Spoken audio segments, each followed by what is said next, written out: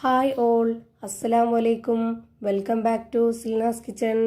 ഇന്നത്തെ റെസിപ്പി ഒരു അടിപൊളി വെറൈറ്റി പലഹാരത്തിൻ്റെ റെസിപ്പിയാണ്. ബ്രേക്ക്ഫാസ്റ്റ് ആയിട്ടും സ്നാക്സ് ആയിട്ടും ഒക്കെ കഴിക്കാൻ പറ്റിയിട്ടുള്ള ഒരു അടിപൊളി വെറൈറ്റി ടേസ്റ്റി ആയിട്ടുള്ള നല്ലൊരു പലഹാരത്തിൻ്റെ റെസിപ്പിയാണ്. എന്തായാലും എല്ലാവർക്കും ഇഷ്ടാവും. അതുകൊണ്ട് തന്നെ വീഡിയോ സ്കിപ്പ് ചെയ്യാതെ മുഴുവനായിട്ടൊന്ന് കണ്ടു നോക്കണേ. റെസിപ്പിയിലോട്ട് കടക്കുന്നതിന് മുമ്പായി സിൽനാസ് കിച്ചൺ ചാനൽ ആദ്യമായിട്ട് കാണുന്നവരാണെങ്കിൽ പ്ലീസ് ഒന്ന് സബ്സ്ക്രൈബ് ചെയ്തേക്കണേ. ഒപ്പം തന്നെ ഈ വീഡിയോസ് നിങ്ങൾക്ക് ഇഷ്ടപ്പെടുകയാണെങ്കിൽ ഒരു ലൈക്ക് ചെയ്ത് ഷെയർ ചെയ്ത് സപ്പോർട്ട് ചെയ്യാനും മറക്കരുത്. ഇനി നമുക്ക് ഇതെങ്ങനെയാണ് തയ്യാറാക്കുന്നതെന്ന് നോക്കാം. ഇതിനായി 2 മീഡിയം സൈസിലുള്ള പഴുത്ത തക്കാളി എടുത്തിട്ടുണ്ട്. ഇതൊന്ന് കട്ട് ചെയ്തെടുക്കാം. ഞാൻ ഉണ്ടാക്കിയെടുക്കുന്ന ഈ ഒരു പലഹാരത്തിൻ്റെ കണക്കനുസരിച്ചിട്ടാണ് ഈ ഒരു 2 ചെറിയ തക്കാളി എടുത്തിട്ടുള്ളത്. നിങ്ങൾക്ക് എത്രയാണോ പലഹാരം വേണ്ടത് അതിനനുസരിച്ചുള്ള തക്കാളി എടുക്കാവുന്നതാണ്. ഇപ്പം ഞാനിവിടെ കട്ട് ചെയ്തെടുത്തിട്ടുണ്ട്. ഇനി ഇതൊന്ന് വേവിച്ചെടുക്കണം. അതിനായിട്ട് സ്റ്റവിലേക്ക് ഒരു പാൻ വെച്ച് കൊടുത്തതിന് ശേഷം ഫ്ലെയിം ഓൺ ആക്കി അതിലേക്ക് ഈ ഒരു തക്കാളി മുഴുവനായിട്ടും ഇട്ട് കൊടുത്തു. ഇനി ഈ തക്കാളി വെന്ത് വരാനായിട്ട് നമുക്കിതിലേക്ക് കുറച്ച് വെള്ളം ഒഴിച്ചു കൊടുക്കാം. ഞാനിവിടെ ഒരു 1/4 ഗ്ലാസ് വെള്ളം ഒഴിച്ചു കൊടുത്തിട്ടുണ്ട്. ഇനി ഇതിൻ്റെ ഫ്ലെയിം കൂട്ടി വെച്ചതിന് ശേഷം ഇത് നന്നായിട്ടൊന്ന് വേവിച്ചെടുക്കണം. ഇത് നന്നായിട്ട് ഇളക്കി കൊടുക്കുകയാണെന്നുണ്ടെങ്കിൽ നമുക്ക് ഇതിൻ്റെ തൊലി വേറെ ആയിട്ട് കിട്ടും. അപ്പോൾ അതെടുത്ത് മാറ്റാവുന്നതാണ്. അത് ഇതിലേക്ക് ആവശ്യമില്ല. ഒരുപാട് തക്കാളിയൊക്കെ ഉണ്ടെന്നുണ്ടെങ്കിൽ കുക്കറിലിട്ട് വേവിച്ചെടുക്കുന്നതായിരിക്കും നല്ലത്. അപ്പോൾ നമുക്ക് മുഴുവനെ തന്നെ അതിൻ്റെ തൊലി എടുത്ത് മാറ്റാവുന്നതാണ്. ഞാനിവിടെ 2 ചെറിയ തക്കാളി ആയതുകൊണ്ടാണ് ഇങ്ങനെ ചെയ്യുന്നത്. ഇപ്പോൾ ഇതാ കണ്ടില്ലേ, നന്നായിട്ട് തക്കാളി വെന്ത് വന്നപ്പോൾ തൊലി വേറെ ആയിട്ട് കിട്ടിയിട്ടുണ്ട്. ഇതെല്ലാം ഞാനെടുത്ത് മാറ്റുവാണ്. ഇനി നമുക്ക് ഈ ഒരു തക്കാളി സ്പാച്ച് വെച്ച് തന്നെ നന്നായിട്ടൊന്ന് ഉടച്ചെടുക്കാം. ഇത്രയും മതി. ഇനി നമുക്കിതിൻ്റെ ഫ്ലെയിം ഓഫ് ചെയ്ത് കൊടുക്കാം. എന്നിട്ട് ചൂടാറിയതിന് ശേഷം ഒരു മിക്സിയുടെ ചെറിയ ജാറിലേക്ക് ഇത് മുഴുവനായിട്ടും ഇട്ട് കൊടുക്കാം. ഇനി ഇതൊന്ന് അരച്ചെടുക്കാനായിട്ട് ഇതിലേക്ക് ഒരു 1/4 ഗ്ലാസ് വെള്ളവും കൂടെ ഒഴിച്ചു കൊടുക്കുന്നുണ്ട്. എന്നിട്ട് ഇത് നല്ലപോലെ അരച്ചെടുത്തതിന് ശേഷം ഒരു പാത്രത്തിലേക്ക് ഒഴിച്ചു കൊടുക്കാവുന്നതാണ്. ഇപ്പോൾ ഞാനിതാ ഇതുപോലെ ഒരു പാത്രത്തിലേക്ക് മുഴുവനായിട്ടും ഒഴിച്ചു കൊടുത്തിട്ടുണ്ട്. ഇനി ഇതിലേക്ക് വേണ്ടത് ഗോതമ്പ് പൊടിയാണ്. ഞാനിവിടെ 250 ml കപ്പിൻ്റെ അളവിൽ 1 കപ്പ് നിറയെ എടുത്തിട്ടുണ്ട്. അത് മുഴുവനായിട്ടും ഇതിലേക്ക് ഇട്ട് കൊടുത്തതിന് ശേഷം ഇതിലേക്ക് ആവശ്യത്തിനുള്ള ഉപ്പും കൂടെ ഇട്ട് കൊടുത്തിട്ട് ഇത് നന്നായിട്ടൊന്ന് കുഴച്ചെടുക്കാം. ഇതിലേക്ക് ഇനി വേറെ പ്രത്യേകിച്ച് വെള്ളത്തിൻ്റെ ആവശ്യമൊന്നുമില്ല. നല്ല പോലെ ചപ്പാത്തിക്കൊക്കെ കുഴച്ചിട്ടെടുക്കുന്ന പോലെ കുഴച്ചിട്ടെടുക്കാവുന്നതാണ്. ഈ ഒരു പാത്രത്തിൽ തന്നെ വെച്ചിരുന്ന് കുഴച്ചിട്ടെടുക്കണമെന്നില്ല. ഓരോരുത്തരുടെ സൗകര്യത്തിനനുസരിച്ച് ഇഷ്ടമുള്ള രീതിയിൽ കുഴച്ചെടുക്കാവുന്നതാണ്. ഞാനിപ്പോൾ ഇതുപോലെ കുഴച്ച് മാറ്റി വെച്ചിട്ടുണ്ട്. ഇനി അടുത്തതായിട്ട് ഒരു പാത്രത്തിലേക്ക് 3 കോഴിമുട്ട പൊട്ടിച്ചിട്ട് കൊടുക്കാം.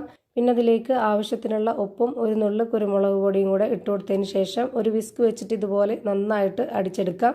ഇനി ഇതിലേക്ക് വേണ്ടത് മല്ലിയിലയാണ്. മല്ലിയില ഒരു പിടി ചെറുതായിട്ട് കട്ട് ചെയ്തതിന് ശേഷം ഇതിലേക്ക് ഇട്ട് കൊടുക്കുന്നുണ്ട്. അത് ഓരോരുത്തർക്കും ഇഷ്ടമുണ്ടെങ്കിൽ ചേർത്ത് കൊടുത്താൽ മതി. ഇഷ്ടമില്ലാത്തവർക്ക് സ്കിപ്പ് ചെയ്യാവുന്നതാണ്. ഇതുകൂടെ ചേർത്ത് നല്ലപോലെ ഇളക്കി യോജിപ്പിച്ചൊന്ന് മാറ്റി വെച്ചേക്കാം. ഇനി നമ്മൾ നേരത്തെ കുഴച്ച് വെച്ചിരുന്ന ആ ഒരു മാവിനെ കൗണ്ടർ ടോപ്പിലേക്ക് വെച്ച് കൊടുത്തിട്ട് 4 ആക്കിയിട്ട് അത് ബോൾസ് ആക്കി എടുക്കുന്നുണ്ട്. ഇഷ്ടമുള്ള വലിപ്പത്തിൽ റെഡിയാക്കി എടുക്കാവുന്നതാണ്. ഞാനിപ്പോൾ ഇവിടെ 4 ആക്കിയിട്ടാണ് എടുത്തിട്ടുള്ളത്. അതാണ് ഈ ഒരു മാവിൻ്റെ കറക്റ്റ്. ഇനി ഈ ഒരു കൗണ്ടർ ടോപ്പിലേക്ക് കുറച്ച് പൊടിയിട്ട് കൊടുത്തതിന് ശേഷം അതിൽ നിന്ന് ഒരു ബോൾസ് വെച്ച് കൊടുത്തിട്ട് ഇതുപോലെ നന്നായിട്ടൊന്ന് പരത്തിയെടുക്കാം. ഇതിന് പ്രത്യേകിച്ച് ആകൃതിയോ ഷേപ്പോ ഒന്നും തന്നെ ഇല്ലാത്തതുകൊണ്ട് കുഴപ്പമൊന്നുമില്ല. ഈ ഒരു രീതിയിൽ ഞാൻ പരത്തിയെടുത്തിട്ടുണ്ട്. എന്നിട്ട് ഇതിൻ്റെ ഈ ഒരു 2 സൈഡും ഇതുപോലെ ഒന്ന് കട്ട് ചെയ്ത് കൊടുക്കുന്നുണ്ട്. ഇതിൻ്റെ നടുഭാഗം ഞാൻ കട്ട് ചെയ്തെടുത്തിട്ടില്ല. ഇനി ഇതിലേക്ക് കുറച്ച് എണ്ണ ഇതുപോലെ ഒഴിച്ചു കൊടുക്കാം. എന്നിട്ട് അതിന് മുകളിലേക്ക് കുറച്ച് ഗോതമ്പ് പൊടി കൂടെ ഇട്ട് കൊടുത്തതിന് ശേഷം ഇതുപോലെ ഒന്ന് മടക്കിയെടുക്കുന്നുണ്ട്. ഇത് നമുക്ക് ലെയറായിട്ട് കിട്ടാൻ വേണ്ടിയിട്ടാണ് ഇങ്ങനെ ചെയ്യുന്നത്. ഇതുപോലെ ഇതിൻ്റെ 2 സൈഡും മടക്കി കൊടുത്തതിന് ശേഷം അതിന് മുകളിലേക്കായിട്ട് കൂടി കുറച്ച് എണ്ണ ഒഴിച്ചു കൊടുത്തിട്ട് കുറച്ച് പൊടിയും കൂടെ ഇട്ട് കൊടുക്കാം. അങ്ങനെ ആകുമ്പോൾ ഇത് പരസ്പരം ഒട്ടിപ്പിടിക്കാതെ നല്ല ലെയറായിട്ട് കിട്ടും. ഇനി ഇതൊന്നുകൂടി മടക്കി കൊടുത്തതിന് ശേഷം അതിന് മുകളിലേക്ക് കൂടി കുറച്ച് എണ്ണ ഒഴിച്ചു കൊടുത്തതിന് ശേഷം കുറച്ച് പൊടിയും ഇട്ട് കൊടുത്തിട്ടുണ്ട്. എന്നിട്ട് ലാസ്റ്റ് ആയിട്ട് ഇതുപോലെ ഒന്ന് മടക്കി കൊടുത്തിട്ടുണ്ട്. ഇത്രയേ ഉള്ളൂ. ഭയങ്കര സിമ്പിളാണ് ഇത് തയ്യാറാക്കി എടുക്കാൻ. കഴിക്കാനും നല്ല ടേസ്റ്റാണ്.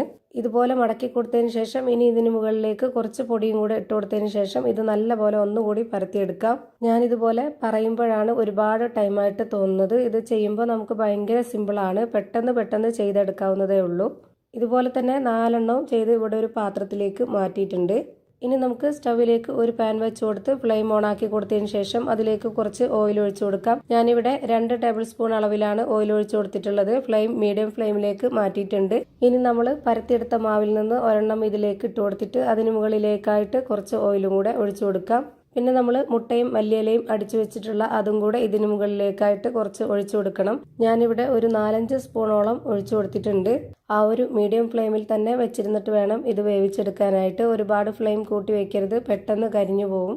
ഇപ്പോൾ ഇതിൻ്റെ ഒരു ഭാഗം വെന്ത് കിട്ടിയിട്ടുണ്ട്. ഇനി നമുക്ക് ഇതൊന്ന് തിരിച്ചിട്ട് കൊടുക്കാം. എന്നിട്ട് അതിന് മുകളിലേക്ക് വീണ്ടും ആ ഒരു മുട്ടയും മല്ലിയിലയുടെയും മിക്സ് ഒഴിച്ചു കൊടുക്കാവുന്നതാണ്. ഇപ്പോൾ ഞാനിവിടെ 4-5 സ്പൂണോളം ഒഴിച്ചു കൊടുത്തിട്ടുണ്ട്. ഇതിൻ്റെ ഒരു ഭാഗം വെന്ത് കിട്ടി. ഇനി നമുക്ക് ഒന്നുകൂടി തിരിച്ചിട്ട് കൊടുക്കാം.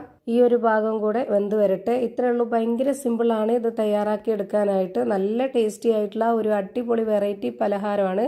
ഇപ്പോൾ ദാ ഇതിൻ്റെ 2 സൈഡും ഒരുപോലെ വെന്ത് കിട്ടിയിട്ടുണ്ട്. ഇനി നമുക്കിതെടുത്ത് പാനിൽ നിന്ന് മാറ്റാവുന്നതാണ്. ഇതുപോലെ തന്നെ എല്ലാം ചെയ്ത് ഒരു പാത്രത്തിലേക്ക് മാറ്റിയിട്ടുണ്ട്.